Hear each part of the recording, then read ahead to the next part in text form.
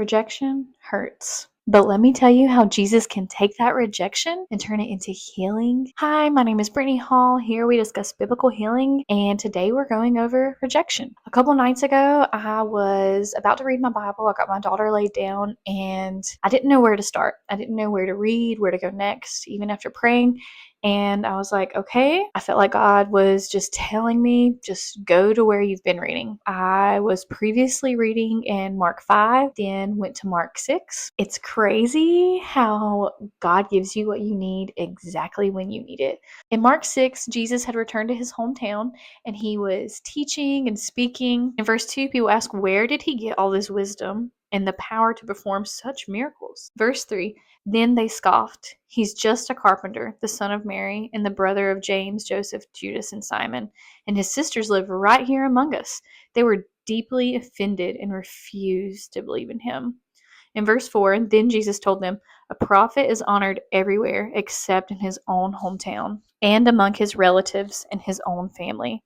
And because of their unbelief, he couldn't do any miracles among them except to place his hands on a few sick people and heal them. And he was amazed at their unbelief. So Jesus returned to his hometown where he was from and was performing miracles, speaking, and they scoffed at him, they made fun of him, they rejected him, and they spoke awfully about him. Also, in Matthew 13 is this same scripture. In verse 57, it says, then Jesus told him, a prophet is honored everywhere except in his own hometown and among his own family. In verse 58, so he did only a few miracles there because of their unbelief. Could you imagine Jesus? He has came, the Son of God. He's performing miracles. He's doing all these amazing things. And in his hometown, he's not accepted. He's rejected. He's made fun of. He's scoffed at.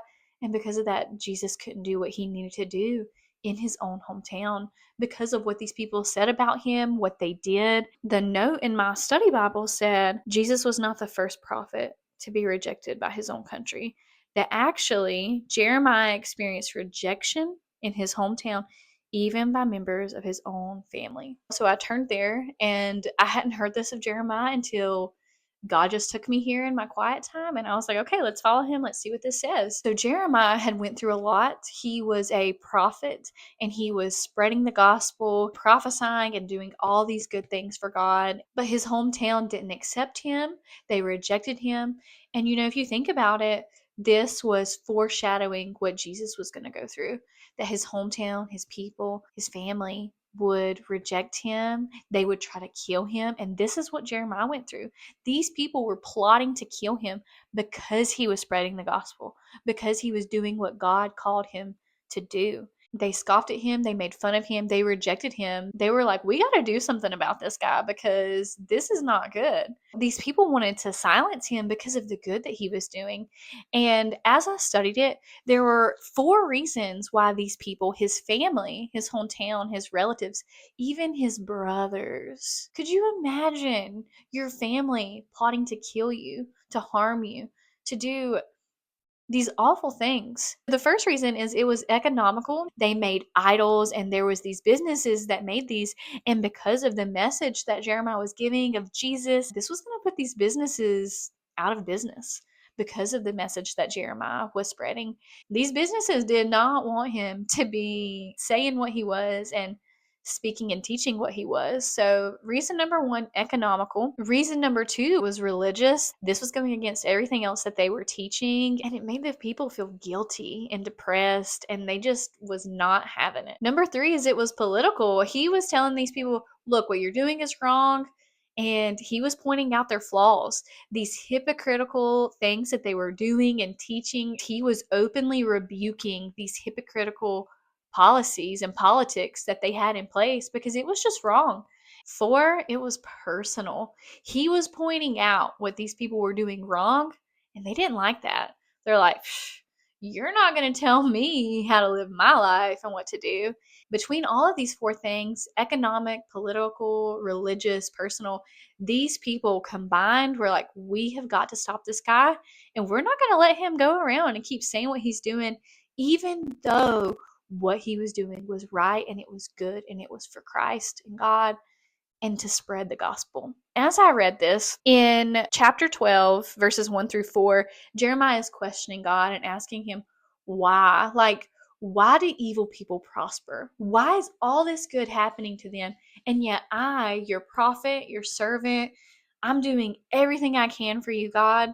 And these people, they are not doing the right thing, but their life is good. Their businesses are thriving, but they're making idols and it's just wrong. But I am speaking and teaching and doing what you've called me to do. And yet they are trying to kill me. They are trying to put me down. They are trying to harm me. But they're doing everything bad and their life is good. Verse 2, it says, your name is on their lips, but you are far from their hearts. But as for me, Lord, you know my heart. You see me and test my thoughts. And I can't help but think, like, these people, they talk about you, God. They live this life. They look like they're religious. They look like they're Christians. They may even speak and do things too, but their heart is not right. Their heart doesn't actually know God. And in Matthew 6, it talks about this too, about the hypocrites. They would do all these things for God, but in their heart, it was to seek praise and admiration from people. It wasn't to do it for God because their private life was completely different than their public life. And that relates to this here of what Jeremiah was going through. And it says here in verse 5, God's response is, if racing against mere men makes you tired, how will you race against horses? If you stumble and fall on open ground, what will you do in the thickets near the Jordan? What this is saying is, if you think this is bad, it's going to get worse. So you got to prepare. You got to get through this. What are you going to do when it gets tough? When it gets real tough? Because we got to make it through. And God's people, unfortunately, sometimes we're the ones that suffer the most. And maybe it's so we can spread the goodness of God through the hardship, through the bad situations, the adversities, whatever it is. In verse 6, God continues his response to Jeremiah, and he says, even your brothers, members of your own family, have turned against you. They plot and raise complaints against you. Do not trust them, no matter how pleasantly they speak. That's tough to hear because as someone who has went through family trauma, and reading this, at the beginning of this quiet time here, I didn't even know where entirely I should go. And I just followed with where the scriptures took me, where the Holy Spirit took me. I previously was in Mark 5, went to Mark 6, what Jesus said there, and how he was rejected by his hometown, by his family, by relatives. And again in Matthew 13, then it led me to Jeremiah here. My own family has done some really messed up things to me too. This was that reminder that I needed of no matter how well they speak, don't trust them. They have done some really awful things. Maybe your family's really hurt you. Mine has. And not the home that I live in now, but the family I came from, the family I was raised in, the people I was around. Some really messed up things happened in my life. And prior to being married, to having my daughter, I was the scapegoat of a narcissistic family system and hurt and betrayed by parents, by siblings. What Jeremiah went through with his family, with his brothers, maybe you've went through something with your family and you've been hurt, you've been rejected, you have been the person that all the blame has been put on. Maybe you were the scapegoat of a narcissistic family system and everything was thrown on you. All the bad, the brunt of things, and unfortunately, you were the one they blamed. You were the one that things fell on. And for me, I have went through that and it was very hard, very difficult to get through. But after becoming a mother and prioritizing myself and my child and my family here in this home, I had to put boundaries in place to take care of myself and my family. And with Jesus, with Christ, Because here, Christ is saying, like, as a Christian, we're going to get hurt. We're going to go through things and stuff is going to happen. And sometimes your family is the one that does it to you, unfortunately. And as Christians, they may scoff at you, they may make fun of you for talking about God, for being a Christian, for spreading the gospel. I personally have went through this, but I'm still here now making YouTube videos, and I still speak when given the opportunity because I know what God has carried me through in my life. All the hurt and pain I went through from biological relationships, from trauma, from different things. And if God can take me out of all of that, He can take you out of it too. And I don't know your situation, but here in my personal time with God, I didn't even know He was going to take me here in this quiet time. I just followed where the notes in my study Bible compared and took me to. But I know someone else out there is dealing with rejection and has been hurt by family, and you don't know how to get through it.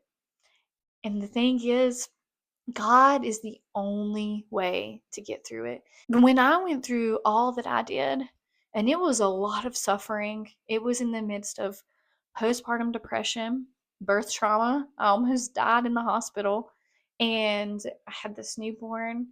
But not only that, I suffered from biological family trauma on top of it at the same time of trying to do things that I don't want to relive here in this video, but it was very hurtful. And I say that because maybe you're going through something too. My point is, if you have suffered from family trauma, don't let the family you came from affect the family you have now, even if it's just you. If it's just you and your spouse, or you and your child, or just you individually, whatever family you have now, it doesn't have to be like what you came from. And Jesus, He heals you, He accepts you as His child, as His own, if you just have faith and you just believe. Because it says here in the scriptures that Jesus couldn't do many miracles there because of their unbelief, because they couldn't see Him. They couldn't imagine, they couldn't picture Jesus. You mean Joseph's son? Like, he's just a carpenter's son. People might have said that about you. That's just so and so's daughter or so and so's son. But you are a child of God, and you are accepted, and you are loved, and you are not alone. And God will get you through this if you just believe in Him. He will work this miracle in your life. And I'm telling you because He's done it to me. And if He can do it to me, He can do it to you. In Matthew 5, verse 34, it says, Daughter, daughter, this is Jesus speaking to daughter, your faith has made you well. Go in peace. Your suffering is over. Daughter, child, you are mine and you're of God. That's what Jesus literally is saying here. Your faith has made you well. Faith. Have faith in God. Lean on Him. Lean on the scriptures. Lean on His word, and He will get you through this. If you enjoyed this message, then please like and subscribe. If there's any way that I could pray for you guys, please let me know in the comments of anything you may be going through. And if you have went through family trauma, I have a series right here of parental abandonment, parental wounds from a father, a mother, how you are a child of God. So click here if you want to watch the next of those. And if you enjoyed this, then don't forget to like and subscribe. I'll see you guys on the next one. Bye.